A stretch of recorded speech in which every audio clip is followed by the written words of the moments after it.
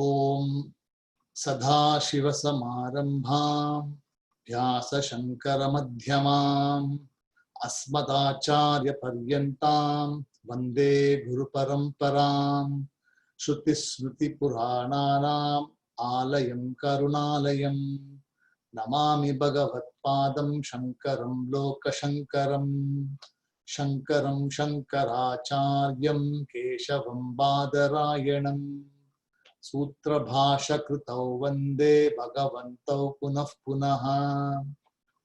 ॐ सहना भवतु सहनौ भुनक्तु सह वीर्यं करवावहै तेजस्विनावधीतमस्तु मा विद्विषावहै। ॐ शान्ति शान्ति शान्तिः. Now for the invocation mantra. चैतन्यं सर्वगं सर्वं सर्वभूतगुहाशयं यत्सर्वविषयातीतं तस्मै सर्वविदे नमः. So every text has got its own invocation mantra, and usually the invocation mantra sometimes is enough to give the entire vision.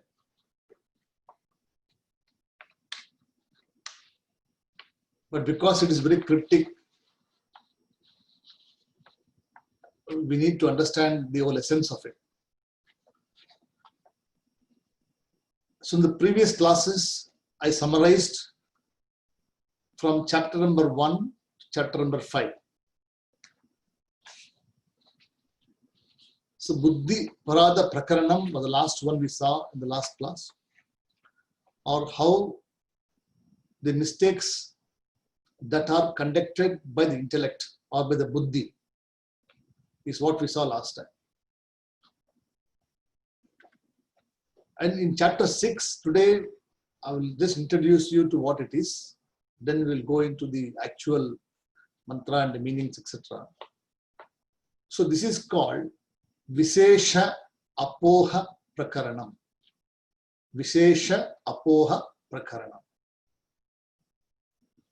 So the word Prakaranam itself means that is a small treatise which is based on the essentials or the extract from the Upanishad, and usually talks about a very small aspect but elaborately discussed. So this particular section which we are taking up is, some of them are very small, some are very large. The first section we saw, we had so many verses. Then the subsequent second, third, fourth and fifth, we have only about 6 or 5. But they are loaded with information, they are loaded with tattvam, etc. So here also this looks like from the number of pages, it's only 2 pages. Only 5 mantras are there. But the essence is quite deep. So Vishesha Apoha Prakaranam, when they say. Visheshaha, it means special or qualification. So Vishesha, when we say that which is something special or that which is qualified by an attribute. And Apoham or Apoha means removal of the special attribute or removal of the speciality which we think we are.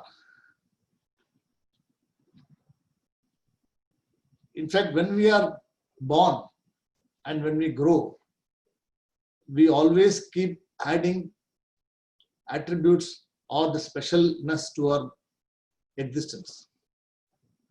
We always need to be special. We do not need to be called Samanya Purushaha, or we do not want to be called an ordinary person.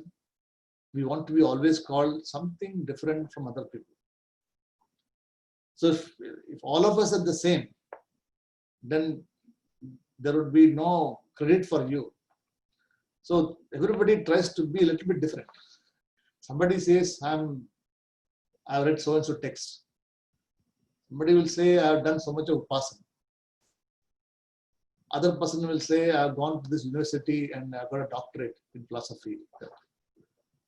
So everybody tries to do something different and want to be the special person or having an attribute which is special.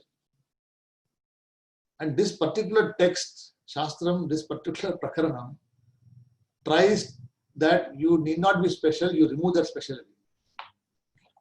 So whoever you are, whatever you acquired, and whatever you have gained, the same qualification, this particular text is now asking you to resolve or drop this. So only wonder, all these years I've been acquiring so many things and I've made myself special, I've got interest in a place like this. And suddenly now I'm asked to remove all these things. And then by removing all these things, you will know your true nature. How am I to remove this? It's a very old habit. Old habits die hard, we say that. So the longer we are having the old habits, the longer it takes for us to remove this. And that is why the Shastra study itself is not short. It takes a number of years. And even after a number of years of study, also a person can make a mistake, like you saw in the Udanka Rishi. Like even after so many years of study and practice, sometimes the buddhi doesn't, or the intellect doesn't perform exactly the same we want. So we can make this habitual error. So the Vishesha Apoha Prakaranam means the removal of this special or the qualification which is attributed to an object. So the object is taken as the person called the I. So I am so and so. I belong to this Kulaha. I belong to this Gotra, this religion, this humanity, whatever it may be. So he says, this particular thing is to remove all these differences. So there are two entities discussed here. One is called the Atma, which is the truth, or called reality or existence. That which is the adharam or the support for all the objects in this universe. The second is called Anatma. So the opposite of Atma is Anatma. That which is not the truth, that which is purely object-oriented, and that which doesn't have existence of its own. So it is called inert object or inert by nature. So including all the objects you see in this universe, the physical body, the 5 different layers of personality or Panchakoshaha, and the most dearest, the mind, also is Jadaha, is also Anatma. So that is the greatest revelation. That is what it says here. The mind, which is supposed to be the most subtlest of everything, and the physical body, which we hold very dear to us, we have a lot of value for us, and we decorate, we make sure it is perfect condition, and we hold in high regard, is also a Jadaha or inert matter. So the Atma is neither of this. So Atma doesn't have any attribute, it doesn't have anything called any special qualification. So it is called Nirvisheshaha. So Nirvisheshaha means what? That which is free from any Visheshaha. Savisheshaha means that which has got qualities. Savisheshaha, Nirvisheshaha, Atma, Anatma. So Anatma is in the form of the 5 layers of personality. What are those? In Tattva Bodha, if you studied before, you would know that they are Annamaya Koshaha, Pranamaya Koshaha, Vijnanamaya Koshaha, Manomaya Koshaha, Anandamaya Koshaha. So Kosha means a sheath or a layer of personality. So it is a cover. So starting from Anandamaya Koshaha, you come down ultimately to the physical body, Annamaya Koshaha. So all of them has to be negated one by one. So even Anandam also, the one which is bliss, also is an experience, which you know. So even that has to be negated. So Atma is the subject here and Anatma is the object here. So therefore, Stula, Sukshma, Karana Shariram, all of them come under category. So Stula Shariram also is to be negated. Sukshmaha, subtle body, gross body, subtle body has to be negated, has to be resolved. So why do we say this? Because let us take some examples. Example, the light. The light by nature is always luminous. Nature of the light is always luminous. It doesn't have anything called darkness. Because the Swarupam or the nature of the light is to illuminate. It is not doing anything great by illuminating, because it is the dharma of the light is to illuminate. And when the light comes in existence, the objects which come into contact with the light get illuminated. So the objects per se do not have existence outside of the light. And the objects get the status of being known due to the presence of the light. The light was not there, the object is still there, but the object is not available for perception. So it is as good as non-existent. The same way, fire. The fire, nature of the fire is what? Is heat. The intrinsic nature of the fire is always heat. You cannot separate heat and the fire. But the heat can be transferred to another medium. So if you have a bucket of water or a kettle, something is got, and you want heat that particular water, then the heat gets transferred to that particular medium.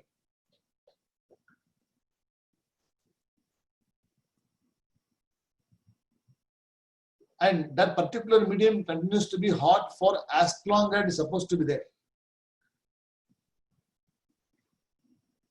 Despite having a vacuum flask, sometimes I take a vacuum flask to the office thinking that it will stay there for 8 hours, and you pour hot water, boil water, put it there, and you forget to drink water because of work or something else or your other things. At 3 o'clock when you open the flask, it is not as hot as I poured in the morning. So it has lost its heat in the process. So the heat which is transferred to the medium cannot sustain that for long, because the nature of that is not to retain heat all the time. So it is a condition or the upadhi that is responsible for the transference of the attributes called or visheshaha. So the attributes get added to the original either fire or to the light, and then that becomes known as a particular object. So there's always a change to the original, and it's always through a medium. So there's no medium means there will be no change. Likewise, the Atma or the consciousness which is the truth of every living and non-living beings here is undergoing a change or gets added extra qualification in the form of an object, and it continues to live or its entire life based on that particular wrong notion. Right?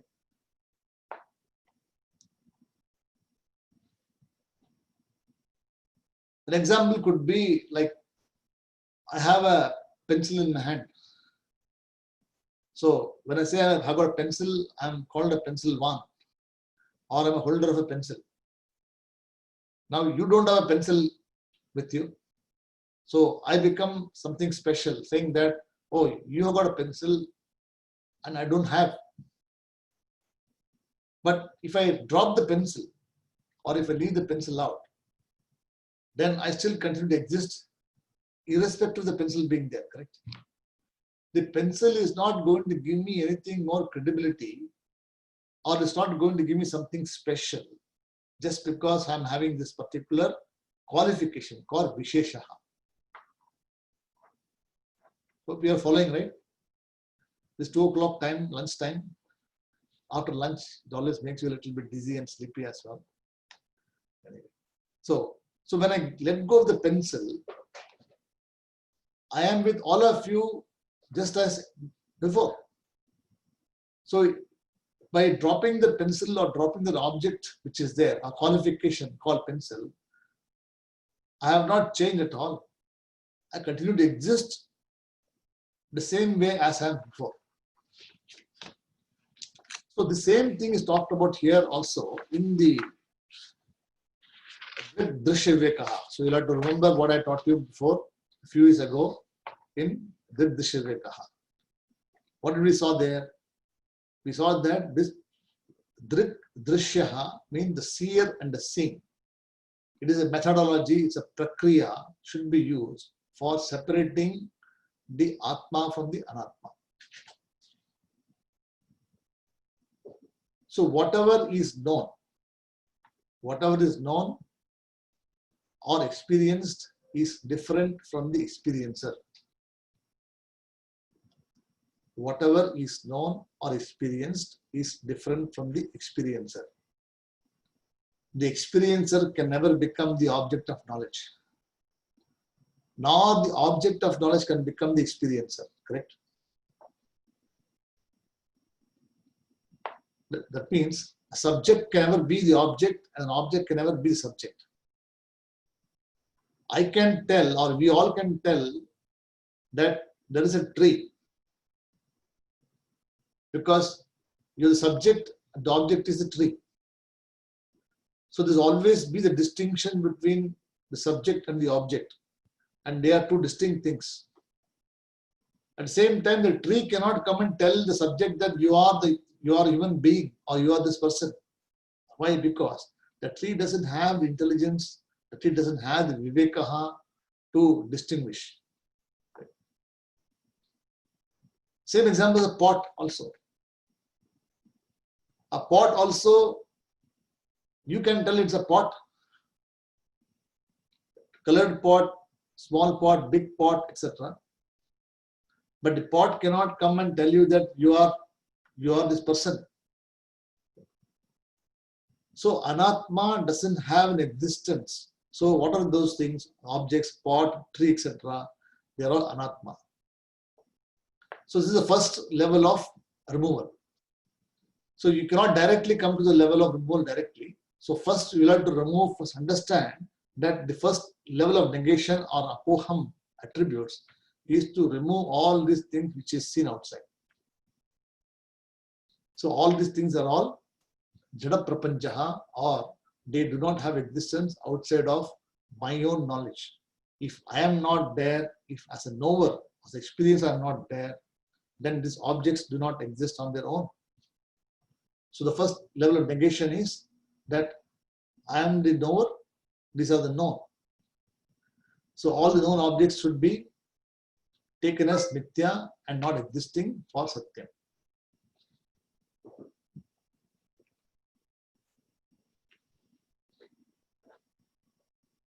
Another example you can take also is, supposing if I show you a green snake, imagine a green snake that I'm showing you. I don't have anything now, but imagine that there's a green snake and you're seeing a green snake. Now the green snake, is it part of the eye or is it part belong to the snake? The greenness belongs to the object, correct?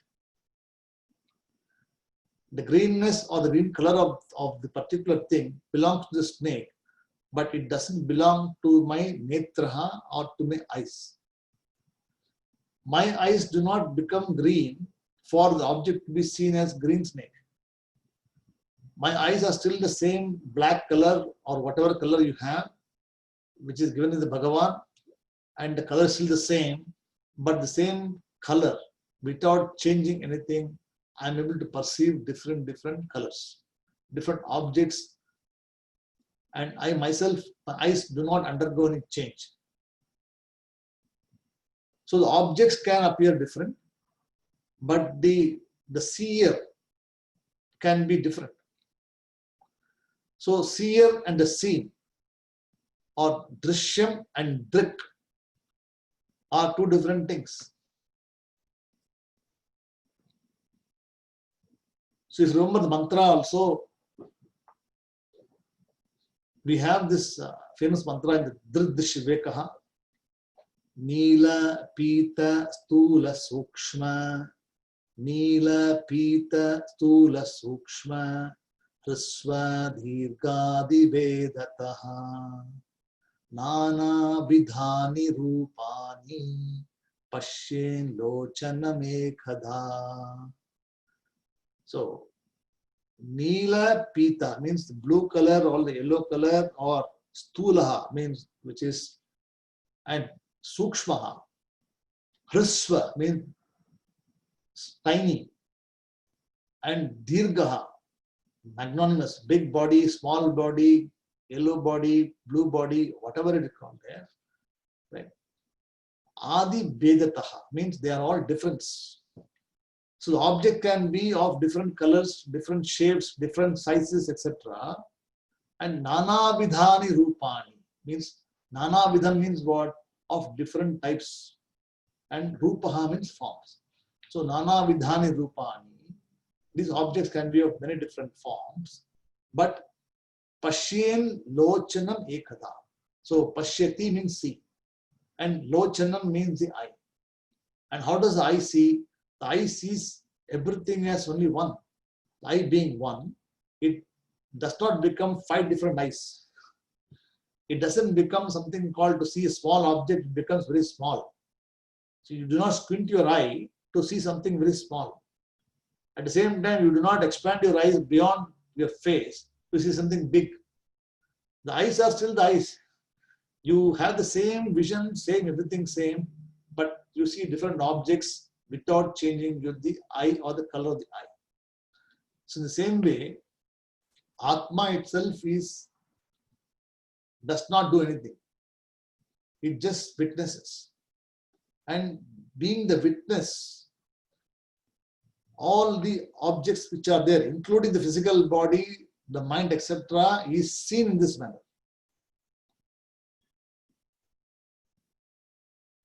So whatever I'm experiencing is only anatma, or objects and their attributes. And they belong to drishyam and not the drik.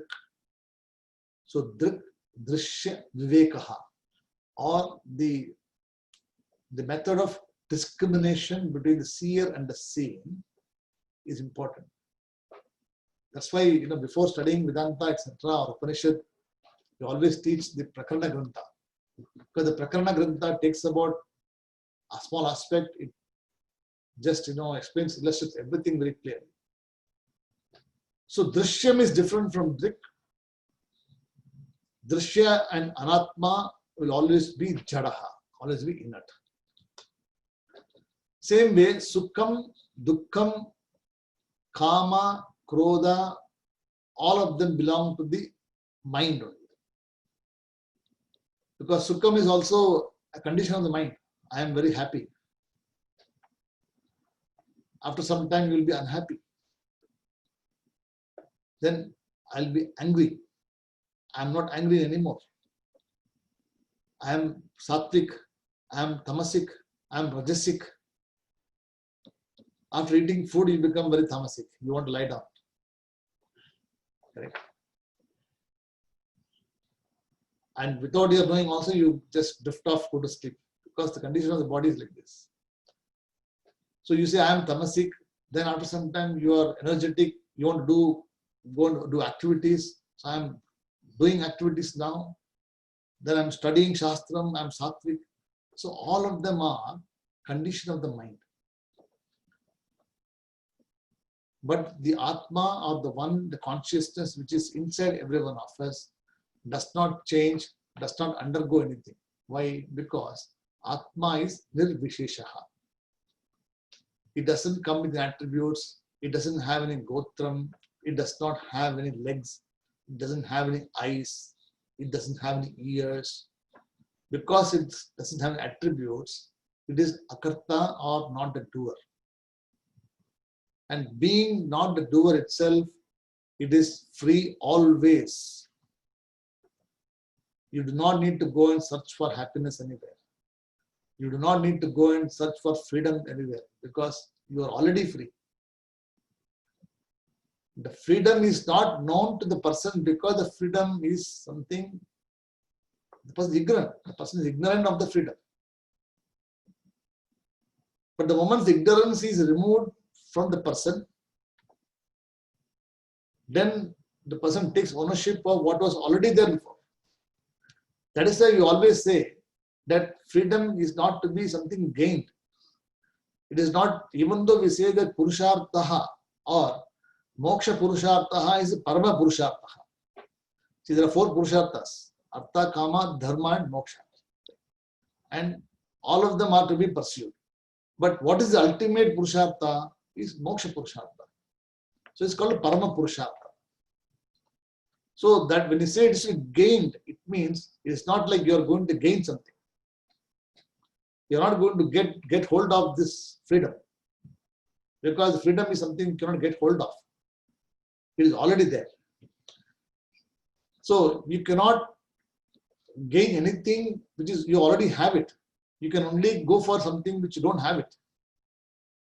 That is why we always say what? It is not to be gained, not to be achieved, not to be experienced, because it is already there.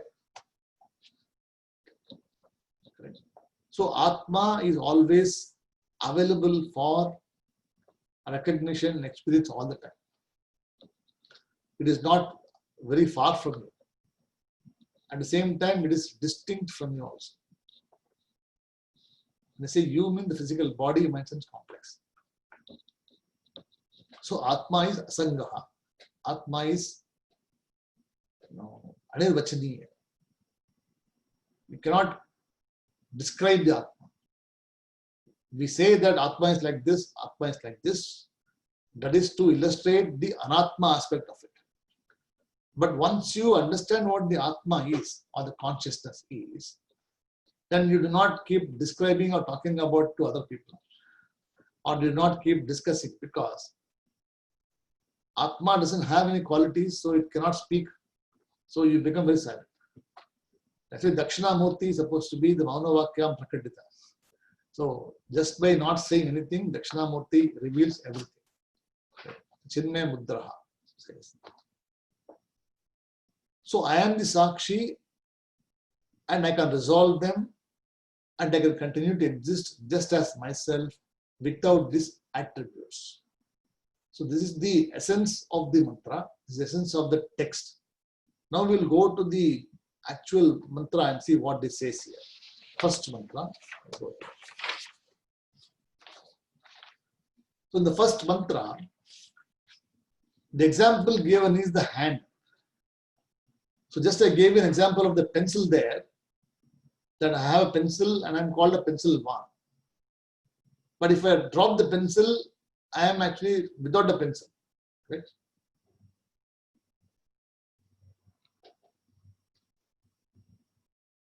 So let's do the first one. Chitva tyaktena hastena.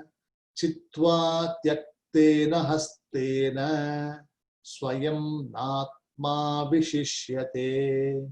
Swayam Natma Vishishyate. Chitva Tyaktena Hastena. Swayam Natma Vishishyate.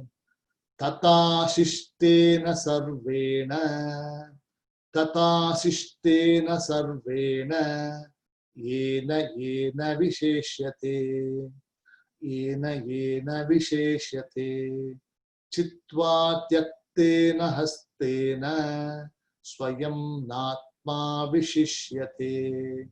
Tata Shishtena Sarvena. Yena Yena Vishishyate.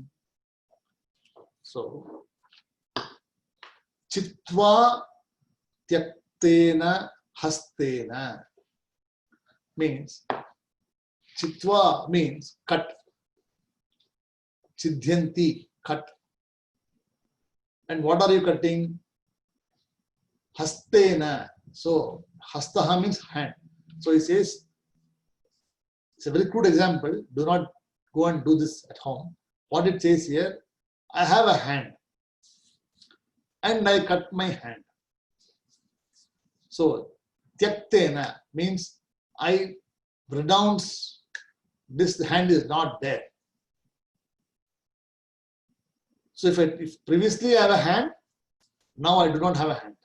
So, Chitva Tyaktena Hastena. So, I am putting the hand aside. Before that, I had what? I am the one with the hands. So I had an attribute, or I said I got two hands. I have two hands. So here this hand refers to what? One of the koshas, the Annamaya Koshaha, or the physical body, right? Annamaya Koshaha. And this is distinguished in the Atma. The Atma is different from the Koshaha.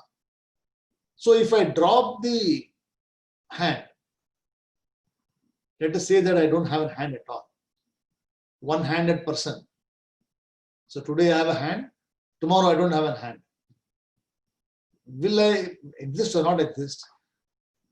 I will be existing without my hand or not. It doesn't matter. I may not have two hands also. I may not have an eye. I may not have one ear. I may not have any kidney. All these are all. You are the person with all these things before. Now you are the person not having one of them or many of them also. Of course, if you don't have many of them, you will fail. But you can continue to live with one of them not being there. So the example given here is Chitva Tyaktena Hastena means if I assume that my hand is not there, or if my hand is cut, or if hand is put aside,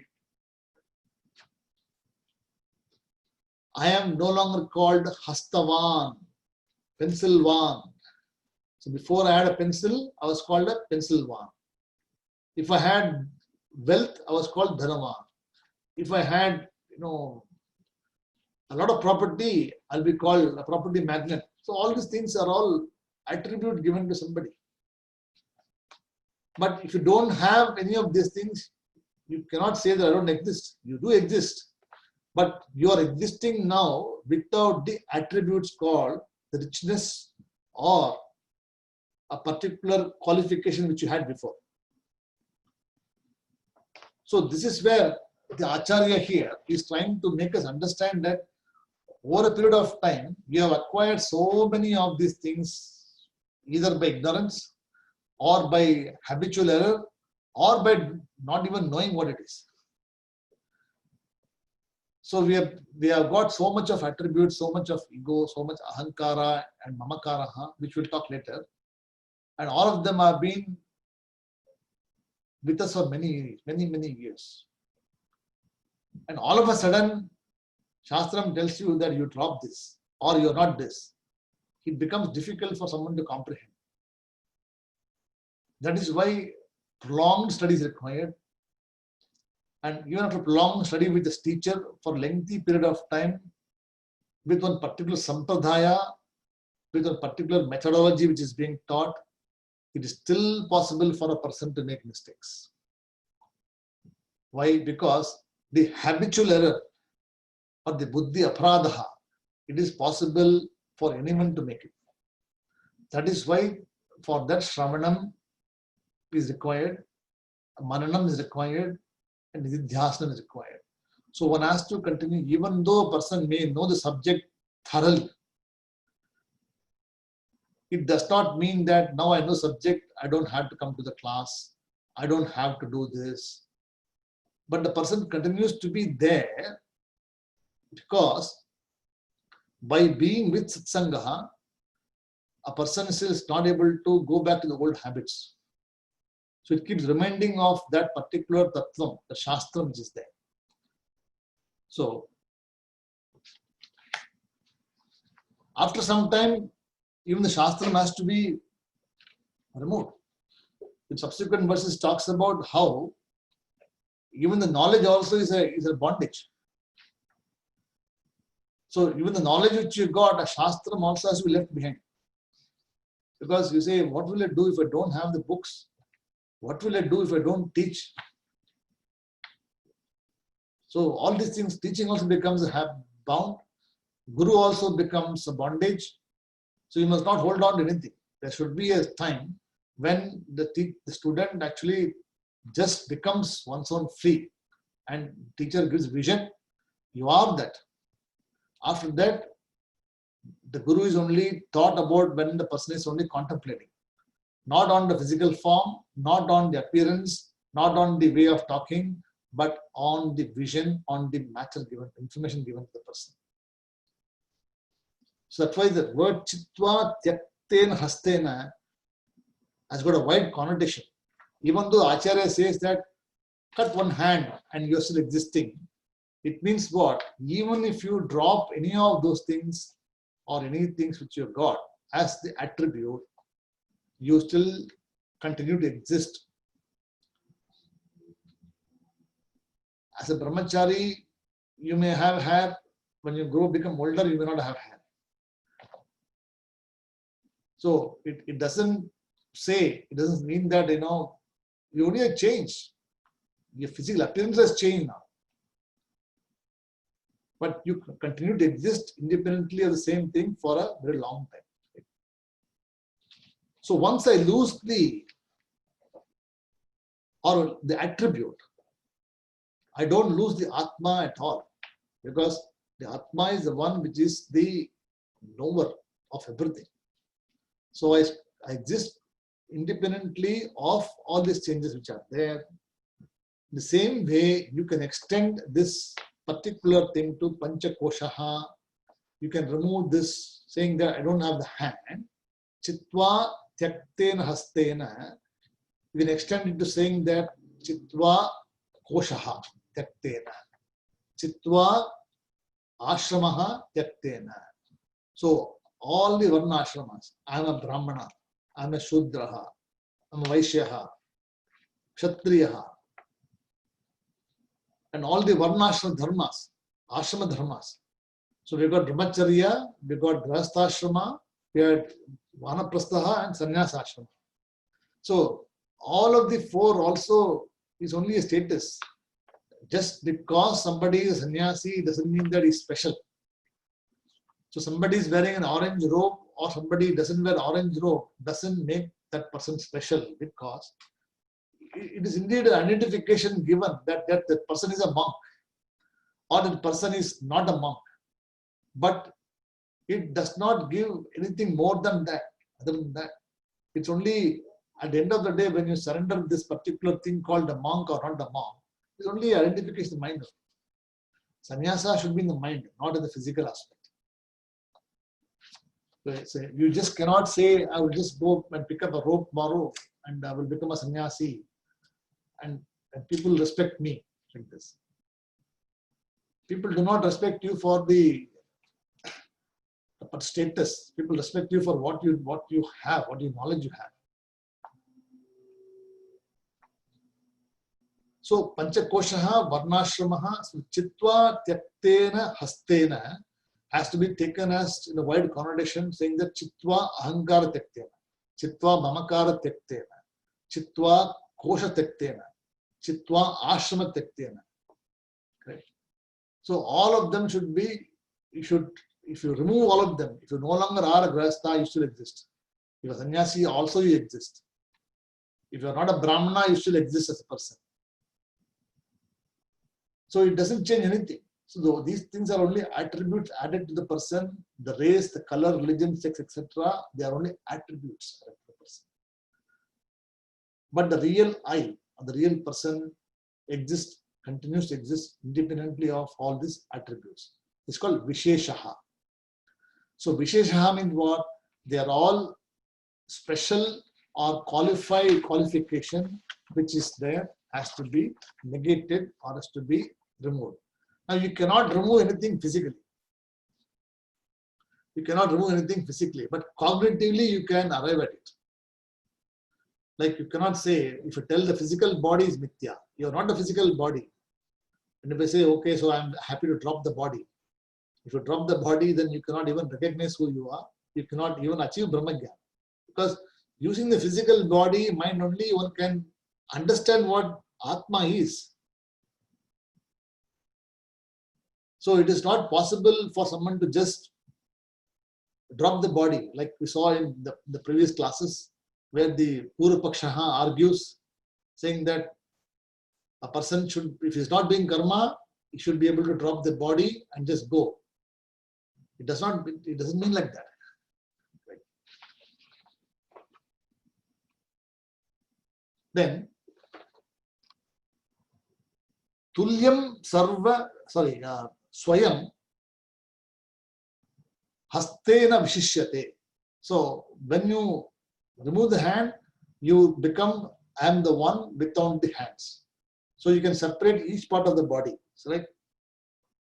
So you can separate each part of the body and say that this is not this, this is not this, this is not this. So it is Nirvisheshaha. Atma is Nirvisheshaha. That is what is explained here. Swayam na Atma Vishishyate. Tatha. Tata Shishtena Sarvena. So due to this act, Tatha means therefore, Shishtena, due to this act of dropping all of these attributes. Sarvena means Sarvaha means not just one.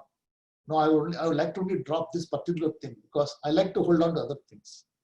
So sometimes what we do, we do not like certain things. We don't like the particular thing. So what we do, I'm happy to forgo that. Because anything which is dear to us, we do not want to give it. Because that is something which we want to have it. We want to hold on to it.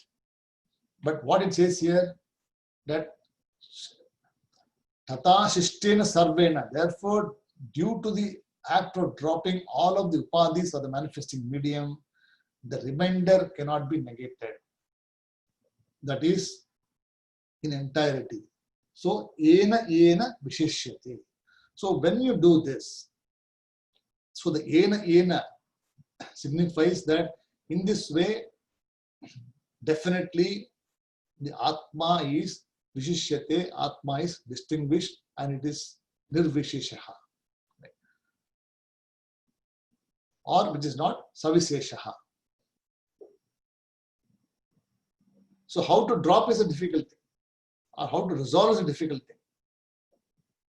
Because due to the natural association of the consciousness with the mind, the Chidabhasaha comes into existence.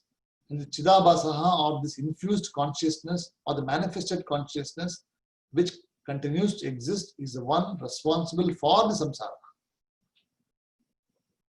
And that is the one who is responsible for the adding of the attributes. So, this attributes or resolving attributes cannot be done physically. You cannot say that I don't like this person anymore, I don't talk to him, he doesn't belong to me. It's not all possible. Shastram doesn't say anything like this.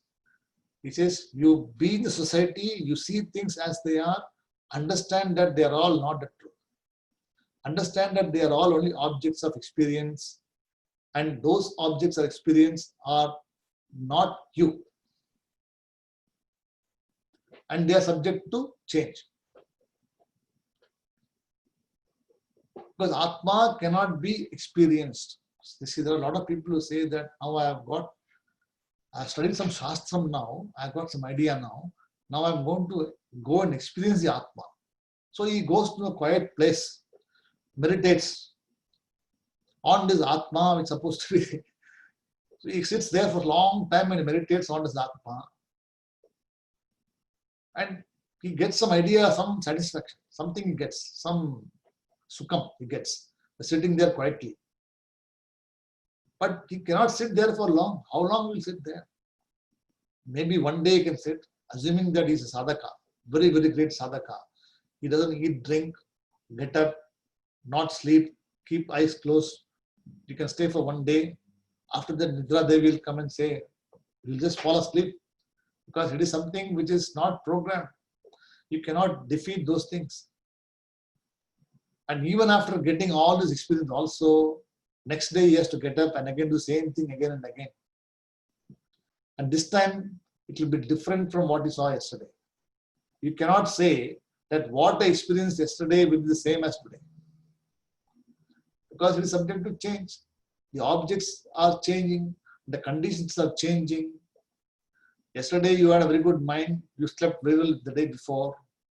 Yesterday you didn't sleep well at all, and you are awake the whole day meditating, and you hardly had any sleep. In the morning when you want to wake up and meditate, you will fall asleep, or you will not be able to even think even for 3 hours also. So what it says here, all these are all attributes, all these are all qualification, all these are all superficial things which get added, and this is the problem. So he's asking us that Chitva tyaktena hastena swayam na atma vishishyate. Tata sishtena sarvena yena vishishyate. So what are the key differences in this chapter? Number one, anatma is savikaraha. So you can write down. Anatma is savikaraha.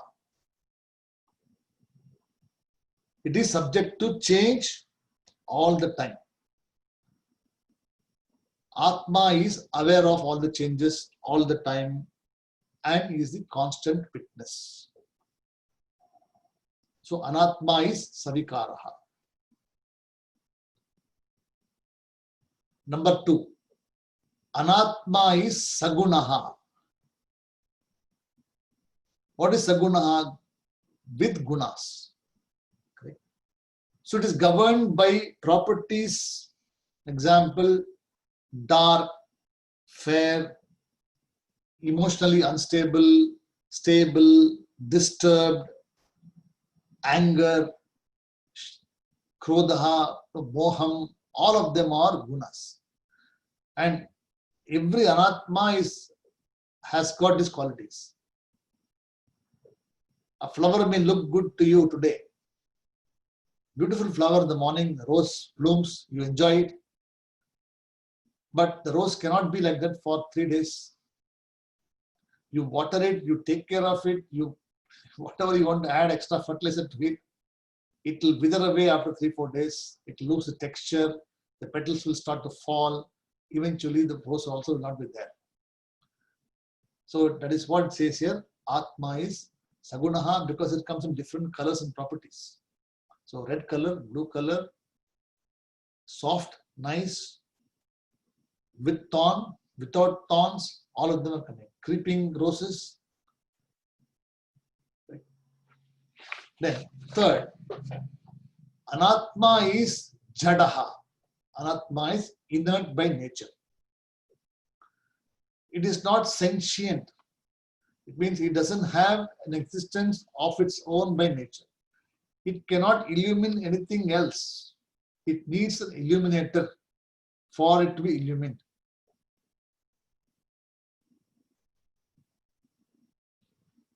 And all of the objects, anatma is born out of the panchabhutaha.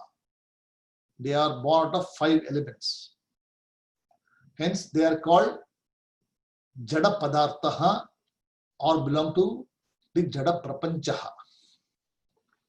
So prapanchaha, or the Jada universe, or the objects which are there, are belonging to this universe which is of the nature of inertness.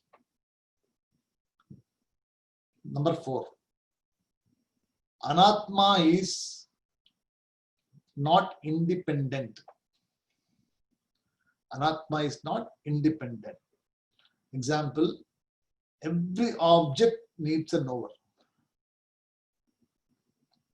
An object will very well be there for somebody. But if you are not there, that object is as good as not available for recognition. So for an object to come to light, the person has to be there. Example, if I say there is a cow, then you should have seen a cow before or know what a cow is. Somewhere in the photograph you would have seen, or you would have seen a movie, or you would have seen some advertisement, or somewhere we could have seen some resemblance of a cow. Then only the cow vritti or the thought will come to you. If I just tell you have never seen a cow before, look at the cow there. And what do you see? You do not know what I am talking about because you do not know what a cow is. What is that? Is it a cow? You'll ask.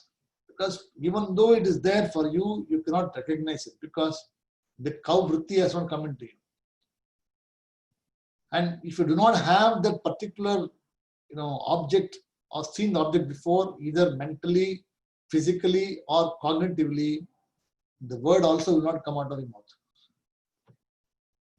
Because you do not know the word, you do not know what it is. So the cow depends on your knowledge. The cow, the existence of prapancha cow depends upon your knowledge and your understanding, your perception of what the cow is. Then only the word cow comes to existence. Then only other person can hear, oh yes, he's talking about a cow. So all the anatma which is out there is not independent. It requires an illuminator, it requires a knower or a subject. Right. Then, number 5. Anatma is always subject to experience. So every object can be experienced.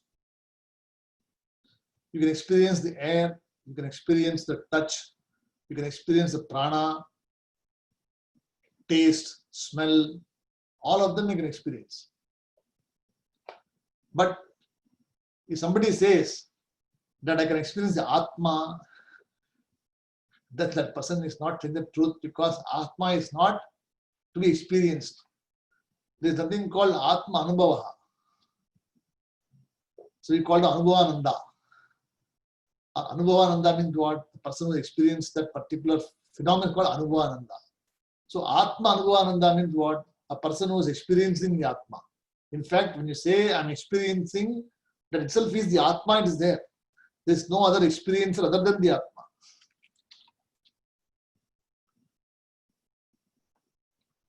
So when I say I'm experiencing or experienced, or all of them, it is none other than the Atma which is there in everything. So experience is not the Atma, but every experience, every Atma presents every experience. So you cannot say that if experiencing this is Atma. But there's no experience other than the Atma.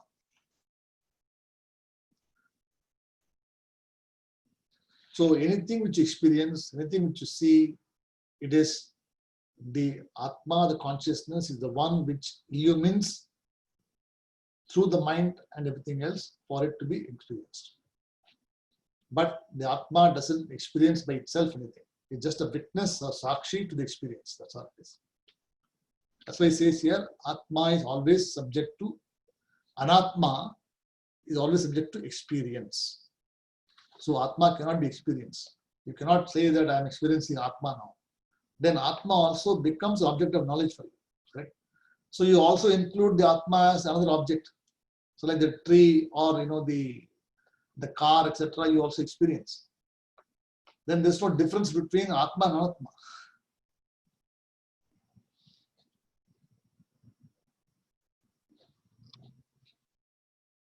So one should never say that I experience the Atma, the sentence is wrong.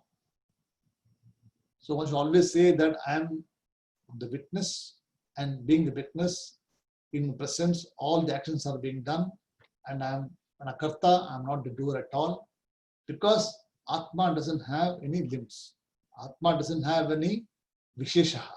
So it's nirvisheshaha, nirgunaha, nirupadikaha. So all these are words. Nirupadikatvam, nirvisheshaha, nirgunaha. So nirupadika means it doesn't have any upadis. And nirvisheshaha, it doesn't have any special attributes. You cannot say that this is, Atma present in Indonesia, Atma present in New Zealand, Atma present in Singapore. Atma is Atma only. But Atma, due to the presence, due to the manifesting of the Upadi, presence in different places are different things. So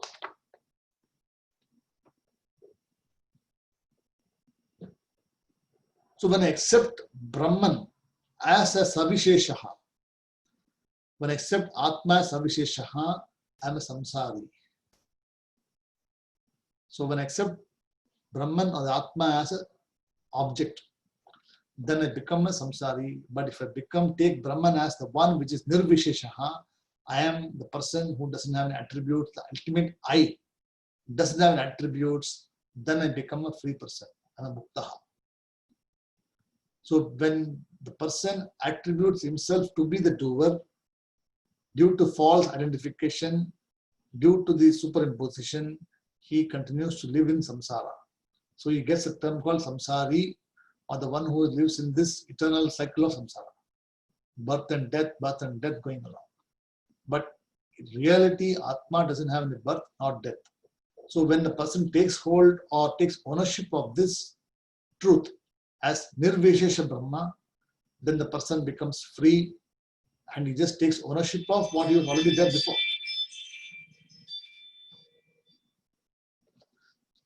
And one does not need to go to deep sleep state. See, sometimes we say, if you want to experience the Atma, you have to go to deep sleep state.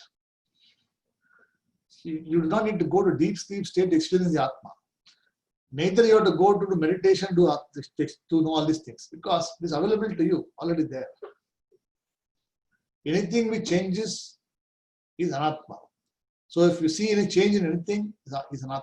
Mind changes, physical body changes, pancha prana is changing. All of them are changing. So all of them are known objects. So they cannot be the Atma. So that is what is said in the first verse. Chitva tyaktena hastena swayam natma vishishyate tata shishtena sarvena yena visheshyate. Is it clear? First verse. Pushpa, I think you came a bit late, but it's okay. You know what? I had a very late night last night, and so I just slept off. Suddenly I got up and realized, oh my goodness. But I think I got most of it because I will go back to the recording for the first part. Yes. So then, yes. When you start thinking of who is the doer? Right. So the question is, from this standpoint, you're asking the question. So if you're asking from the standpoint of the Atma, you are a karta. But if you say that I am the doer from the physical body when it's complex, yes, you are the doer. So you have to say from which particular aspect you're talking about. From the absolute standpoint of view, you are not a doer at all. Because the Atma, as I told you, it is nirvisheshaha. It doesn't have any attributes called, it doesn't have any limbs. It doesn't have apani padam. Right? So it doesn't agotram, agrahyam. See, in the Mundaka Upanishad, if you have studied before, first students, it talks about how the Atma is agotram, apanipadam, agrahyam. So it cannot grasp anything because it doesn't have limbs to hold on to. It doesn't have any gotraha where you can say that I am from this tradition. And it doesn't have any apani padam, means it doesn't have any legs or any limbs by which it can do any action. So from the standpoint of, if you take as the Atma as that particular thing, then you are not a doer. But the moment you say that I am this with the Upadhi, correct? Savisesha Brahma, when you say the same Brahma with the manifested medium called the Upadhis, then you are the doer. Then you become a samsari or you become in samsara. So how do you come out of it? That is called Vishesha Apoha Prakharanam. So you have to remove this concept called doership cognitively. Physically, you cannot do anything. Because, oh, I am the Atma, I do not eat at all. If you say like this, you cannot survive. See, you cannot go and tell somebody that, see, today I went to the class, I was told that I am the Atma, and Atma does not eat because it doesn't have the mouth. Then what? Okay, you don't have the mouth, so be there. No food for you for 3-4 days. You will not be there. Next class, 2-3 classes, you will not be there. What it means is that it's only cognitively only you have to separate. You cannot physically separate. Just as the heat and the fire, they are intrinsic nature of both of them, correct? You cannot separate them. How do you know them? You know them because heat can be transferred. Like in the Digdishvika, we saw before, the iron ball getting heated. So when the iron ball gets heated, in a very dark room, the iron ball is very cold by nature. You could touch the iron ball without hitting, it will be very cold because the iron ball by nature is cold.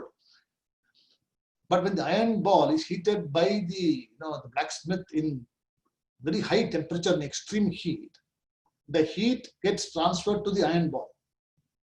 Now the iron ball reflects the light which is taken from the heat, correct? The fire. Now the fire has actually transferred its luminosity to the iron ball. And the iron ball now continues to illumine, and the iron ball thinks that I am the illuminator. And because of this illuminating concept, this iron ball thinks that I am the doer. After some time, what happens? When the heat disappears, iron ball becomes dark again very cold. So again, you have to reinfuse. What it means that these properties which are there, they do not belong to this. They are only infused properties. So you'll have to remove them. Just as we remove the heat from the iron ball, same way you have to remove all the doership, all these qualities from us to arrive at the truth of Brahman. So Atma is Nirvisheshaha. So that's why Apoha Prakaranam here says, is that you have to remove them, attributes one by one. You cannot drop them just like that. So slowly by understanding what Atma is, what Anatma is, what Ahankara is, what Mamakara is, you will be able to continuously think about it and remove them one by one. It is difficult for just to drop anything because we are programmed like this. We are programmed to be always external. None of our physical, our body, everything is external. Only the mind is internal, correct? Only the mind is internal. So for that to turn internal, you will have to somehow negate all these things. Then only you will be arrived at the mind. And finally, the Shastra tells what even the mind also is inert by nature. So if you not even cross that section there, like removing the external objects from negation, then it's difficult for you to even negate the mind. So first you have to negate all the external objects, external attributes which are there. And then when you say negate means what? You do not dismiss them. They are not tucham. See, they are called mithya. Since asking in Vedanta, we got satyam, mithya and tucham. Tucham means like a two-horned rabbit. It doesn't exist. The rabbit doesn't have any horns, but somebody says, I got 2 horns and rabbit, it is called tucham. You can negate it. But this world, you cannot negate it because it is as good as real. But it is not absolutely real, it is infinitely real or relatively real. As long as you are there, the world is there. If you're not there, the world is not there. So it is not as good as Satyam there. So one by one you have to remove this. So this Prakaranam talks about how to remove one by one the personalities and how to arrive at the Atma. If you remove everything one by one, you will be left only with the Atma, the consciousness, which cannot be negated further. That means you cannot negate yourself. That's why what you say, Maham Brahma Nirakuryam, Mama Brahma Nirakarot. Let me not negate Brahman, let Brahman not negate me. I mean what? Let me not forget Brahman, let Brahman not leave me also. So there's a prayer is twofold. Correct. So you must not make the mistake of forgetting what Brahman is, and let the Brahman also should not make the mistake of removing me also. That's why the prayer is there. Correct. Is it clear? Okay. If it is not clear, don't worry about it. We'll make it clear next class. Next verses are more elaborative and we just keep discussing this. Om Purnamadah Purnamidham Purnat Purnamudachyate Purnasya Purnamadhaya Purnameva Vasishyate. Om Shanti Shanti Shanti. Harihi Om Tatsat Shri Gurubhyo Namaha. Harihi Om. Namaste. For those of you coming to the 4:30 class, we have a Vishnu Sahasranama class at 4:30. So I'll see you maybe in an hour or so. You can have coffee and then you can come back after some time. Thank you, Pranam. Thank you, Shankar. Thanks, Shankarji. Hari Om.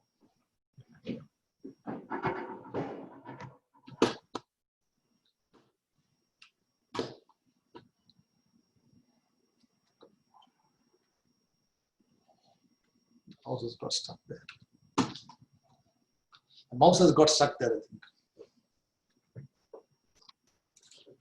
You can quit. It's okay.